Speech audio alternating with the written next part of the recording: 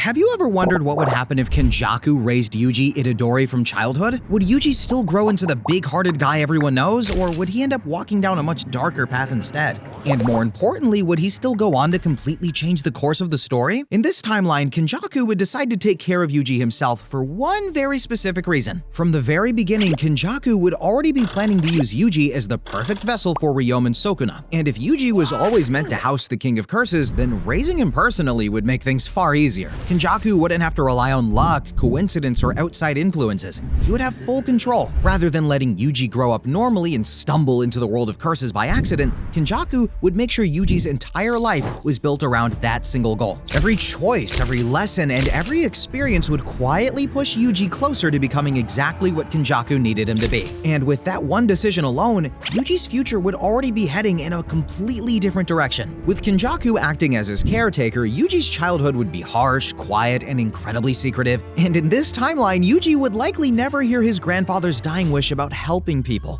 Kenjaku would make sure of that. Yuji would grow up under Kenjaku's influence alone, without anyone else shaping his values or softening his worldview. Without that gentle guidance, Yuji's moral compass would end up very different. Instead of encouraging kindness or selfishness, Kenjaku would drill one idea into Yuji's head over and over again. The world is cruel, and only the strong people are allowed to survive. From a young age, Yuji would be exposed to curses, not as random threats, but as a part of his upbringing. Kenjaku wouldn't throw him in blindly, but he also wouldn't shield him. Yuji would learn early on that fear doesn't save you, and hesitation only gets people killed. By the time Yuji reached his early 20s, he would already be familiar with basic Jujutsu concepts and combat fundamentals. He would still have his natural physical strength, but now that strength would be refined by Kenjaku's centuries of knowledge. This version of Yuji wouldn't rush into fights with emotion or panic. Kenjaku would also teach Yuji how to control himself. Yuji would learn how to hide what he's feeling, how to keep a straight face, and how to act normal when he needs to. He would be so good at Among Us, and over time, Yuji would be conditioned to trust only one person in his life: Kenjaku. And after all, Kenjaku is the only constant presence Yuji ever had growing up, right? And because Kenjaku is an ancient sorcerer with endless experience, Yuji's training started far earlier than it ever did in the original timeline. While the canon Yuji only discovered curses during that fateful night in high school, this Yuji grew up knowing about cursed energy from childhood. Now, when Yuji is around 15, Kenjaku decides it is finally time to awaken Sukuna. Instead of Yuji stumbling across a cursed finger by chance, Kenjaku directly gives one to him. Trusting his guardian, Yuji would swallow Sukuna's finger on purpose to gain power. And almost immediately, the evil presence of Ryomen Sukuna begins to stir inside of him. At that moment, Megumi Fushiguro, a Jujutsu high school student tracking that very finger, would arrive on the scene. Megumi expects to find a cursed object, but instead finds Yuji already housing Sukuna. Curses attracted by Sukuna's aura would attack, but Yuji surprisingly knows how to fight them off, which shocks Megumi. Yuji is actually helping exorcise some of the curses rather than needing to be rescued. Megumi would be able to tell something is off. Yuji isn't acting like a normal, terrified beginner. Seeing Sukuna's power flicker through Yuji, Megumi would decide that the safest move is to bring him to Jujutsu High. Then, when Satoru Gojo arrives, he finds Yuji containing Sukuna's spirit, but clearly not an ordinary kid. Gojo still performs his famous test, allowing Sukuna to take control briefly to see if Yuji can regain himself. Thanks to Kenjaku's upbringing, though, Yuji manages to suppress Sukuna even faster than in the original timeline. Kenjaku may have taught Yuji meditation techniques or binding methods to keep Sukuna at bay. And so, Gojo would be impressed by Yuji's willpower, even as he senses an unusual composure in the boy. Regardless, Yuji passes the test, regaining control from Sukuna. Then, same as in the original timeline, Gojo vouches for Yuji not to be executed. Now, Yuji has access to Jujutsu High's resources and the remaining fingers, all while being watched by Gojo. The higher-ups, they remain weary, but they agree to let Yuji live as a student for the time being. And so Yuji would be enrolled at Tokyo Jujutsu High, officially becoming a sorcerer in training. And secretly, Kenjaku couldn't have planned it better. Now, Yuji would begin life as a Jujutsu student, teaming up with Megumi Fushiguro and Nabaro Kugisaki as a part of their first-year class. On the surface level, events at the school would initially follow the same course. They would go on missions, attend training, and form a trio under Gojo's mentorship. But Yuji would be living a lie. He would act friendly, he would act goofy, and eager to learn, but behind that smile, he would be a plant for Kenjaku. His classmates would start to notice odd things. Yuji would pick up Jujutsu skills freakishly fast, and at times, he would seem strangely unfazed by dangers that should scare a newcomer. For example, he would be able to control his cursed energy surprisingly well, and even pull off moves that usually took sorcerers years to learn. Megumi and Nobara would chalk this up to Yuji's natural talent, and to be fair, Yuji was gifted, but it would also be the result of Kenjaku's years of secret training. Occasionally, Yuji's colder side, it would show. When he fought a curse, there would be a ferocity in him that felt almost too intense. Megumi would sometimes wonder if Yuji was hiding some kind of inner turmoil, but without evidence, he would decide to trust his friend. Still, by spending time with his new classmates, some genuine bonds would begin to rub off on Yuji. He wouldn't be able to help caring about Megumi and Nobara, even as he reminded himself that it was all a part of his mission.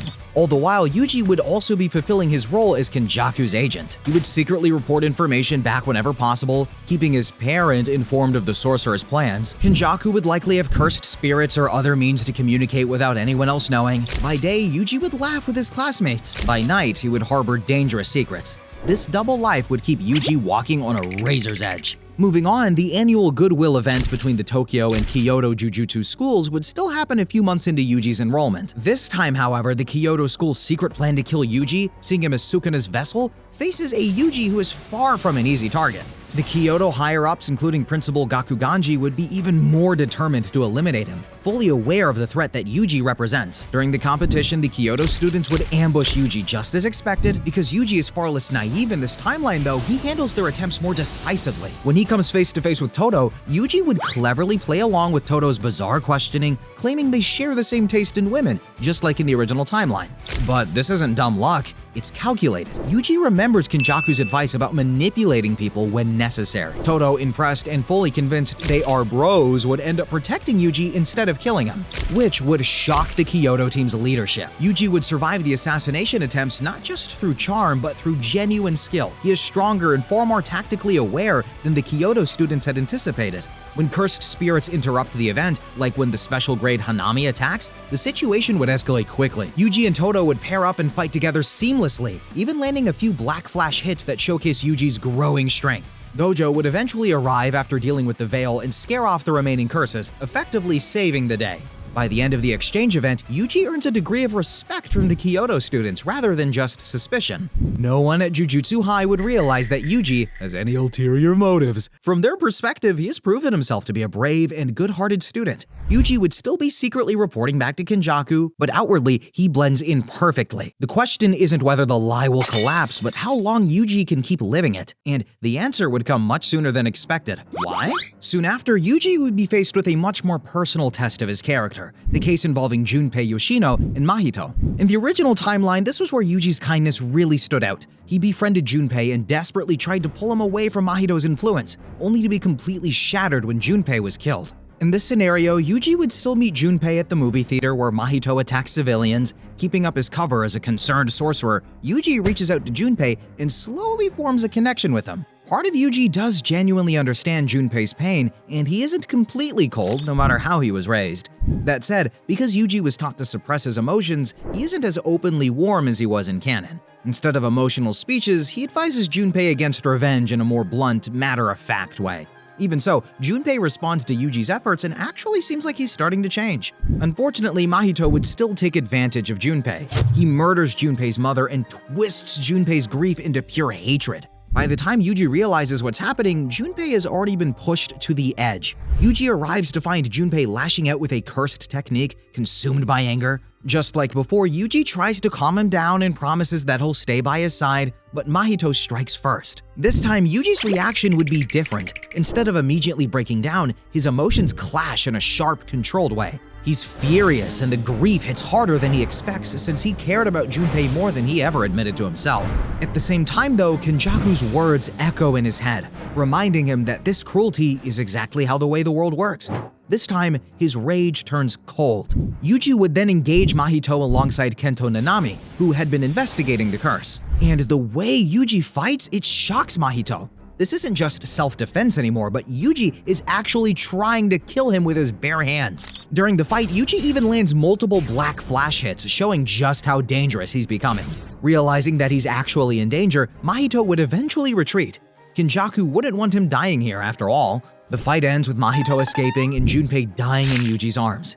Yuji stands there with blood on his hands, feeling something inside of him finally crack. This is the first person he truly tried to save and failed. Kenjaku raised him not to get attached, but Yuji did anyway. And even if Yuji doesn't realize it yet, the Junpei incident quietly plants the first real seeds of doubt about Kenjaku and everything he taught him. In the Cursed Womb arc, everything's mostly going to be the same here. Nobara and Yuji are still sent to deal with two mutated Cursed Womb brothers, human curse hybrids that are tearing through a rural town. The fight, it would be brutal, but after a hard-fought battle, the Cursed Wombs are exorcised. Yuji stays focused, unmoved, and never really processes what he's seeing. He doesn't realize that these creatures considered each other family right up until the end. And while Yuji and Nobara would head back victorious, neither of them realizes that the enemies they just eliminated were, in a twisted way, Kenjaku's own children.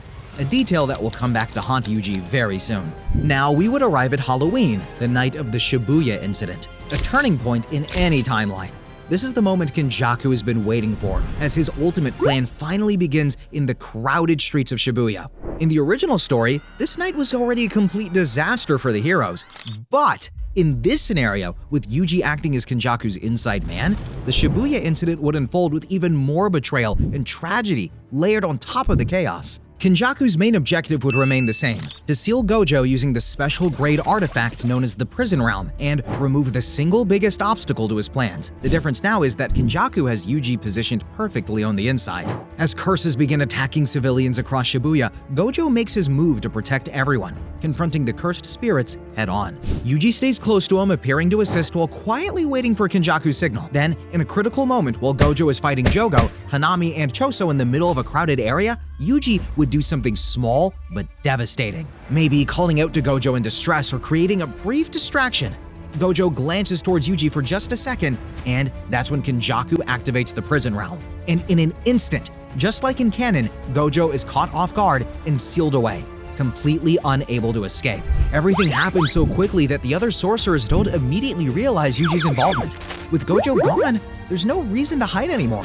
Kenjaku looks directly at Yuji in front of the stunned sorcerers and proudly calls out, "You've done well, my son." And that single sentence hits like a bomb. Megumi, Nobara, and everyone nearby hears it. In Megumi's mind, every strange moment with Yuji suddenly clicks into place. Nobara, already wounded from an earlier fight, is overwhelmed with disbelief and anger, struggling to accept that Yuji may have been a traitor this whole time.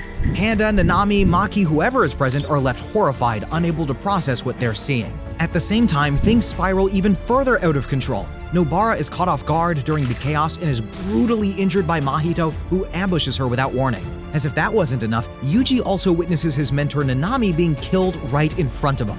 One by one, the people Yuji cares about are falling, and now everyone around him is staring like they don't even recognize who he is anymore. Yuji freezes in place as guilt and panic crash down on him all at once. This is his worst nightmare. His secret is exposed, his friends are hurt, and the person he admired most, Gojo, is gone because of him. Kenjaku, meanwhile, is completely satisfied. And so guys, if you don't want to crash out like Yuji and end up murdering half of his city, make sure to hit that like and subscribe button, I'd appreciate it. But anyway, continuing, Kenjaku now expects Yuji to complete the final step of the plan by unleashing Sukuna. What better way to accomplish that than letting the King of Curses run free? In front of everyone, Kenjaku orders Yuji to let Sukuna out and stop holding him back, demanding that he completely give in right then and there. And up until this moment, Yuji has always obeyed Kenjaku. By now, with Megumi staring at him in shock, Nobara bleeding on the ground, and innocent civilians crying out in terror, Yuji's resolve finally cracks. For the first time in his life, Yuji says no. Kenjaku's smile fades immediately. But at that moment, none of it matters because Sukuna doesn't need permission. Exploiting Yuji's hesitation and the conditions of their binding vow, Sukuna forcibly takes control of the body. What follows is absolute horror. Sukuna, just like in the original story, flames and slashes tear through entire city blocks, killing thousands of civilians which are caught in the crossfire. Kenjaku uses the chaos to retreat, satisfied that Shibuya has served its purpose. When Sukuna's rampage finally ends and Yuji regains control, Shibuya is nothing but ruins. Yuji stands there shaking, staring at the destruction caused by the actions he helped set into motion. The guilt is unbearable, and that's when Yuji completely breaks. By the end of the Shibuya incident, Kenjaku had vanished into the nighttime, briefly announcing the start of the culling game to the survivors, and Yuji is eventually caught by the remaining sorcerers. This time, the Jujutsu higher-ups immediately order Yuji Itadori's execution for his betrayal. From their point of view, Yuji Itadori is a traitor who played a role in the deaths of countless civilians and the loss of Gojo. Even allies like Megumi and the Kyoto students who had once started to trust Yuji are overwhelmed with anger and sadness. Yuji himself is so consumed by guilt that he doesn't resist at all. But despite his injuries and his own shaken trust, Megumi Fushiguro would step forward to defend Yuji's life. Megumi understands that executing Yuji won't undo any of the damage from Shibuya. More than that, he still sees Yuji as his friend somewhere deep down. Megumi insists that the Yuji he knows, the one who saved him back at school and fought beside him time and time again, is the real Yuji. And others begin to back him up. Allies like Yuta Okotsu, the powerful second year who was once ordered to execute Yuji himself, also refuses to let the sentence be carried out immediately. And so Yuji would still be restrained, but under a different condition, that he helps them fight Kenjaku. In other words, Yuji is spared for now because they still need him. Through tears, Yuji agrees to whatever terms they set, and he promises to do anything it takes to fix what he's caused. This isn't forgiveness, and it isn't mercy, but it is Yuji's one chance at atonement. Same as in the original timeline, not long after Shibuya, Kenjaku would set his next move into motion, the culling game. Yuji would enter the culling game aside Megumi, Panda, Maki, and the other sorcerers, all of them determined to stop Kenjaku's end-of-the-world plan. This time, Yuji isn't fighting as Kenjaku's pawn. The difference in him would be impossible to miss though. Yuji would be quieter, more focused, and visibly willing to put himself in danger without any hesitation. He wouldn't argue about assignments or question orders. If someone needed to take the most dangerous role, Yuji would step forward every time. At first, things would actually go according to plan, but beneath the surface, cracks would already be forming. As the culling game continues, Yuji and the others would add more rules and rescue more civilians. Fighters like Hikaru would join their side. Former enemies would agree to temporary truces. Still though, not everyone would feel comfortable fighting alongside Yuji. Quiet conversations would start happening between colonies, and some sorcerers would begin questioning whether keeping Sukuna's former vessel around was a risk they could afford. And slowly, blame would creep in. Yuji would notice people growing distant. Conversations would stop when he approached. Plans would be made around him instead of with him. When missions go wrong or casualties occur, eyes would turn towards Yuji, even if no one says anything out loud. Shibuya would still be fresh in everyone's minds, and Yuji would feel that weight following him everywhere. Then Sukuna would make his move. In the middle of a battle with Yuji and Megumi fighting side by side, Sukuna would activate a binding vow Yuji never knew existed. In a single moment, Sukuna would speak a hidden command and Yuji would feel something tear violently inside of him. Forced to consume a cursed object tied to Megumi's life, Yuji would realize too late what was happening. Yuji would collapse in horror as Sukuna grins and disappears, leaving destruction behind. And before Yuji can even process what just happened, the aftermath would hit him harder more than any curse ever could. The others would turn on him. Shibuya, the culling game, and now Megumi all trace back to him. And in that moment, no one would immediately step forward to defend him. Yuji would try to explain, but no words come out right. All he could do was stare at the ground as Megumi's body, now Sukuna's, burned itself into his memory. And so for the second time, someone who trusted Yuji completely would be taken by the monster he failed to contain. When the group begins operating without him, when strategies are formed that deliberately leave him out, Yuji would accept it. If isolating him keeps the others safe, then that's the price he's willing to pay. From that point on, Yuji would throw himself even harder into battle.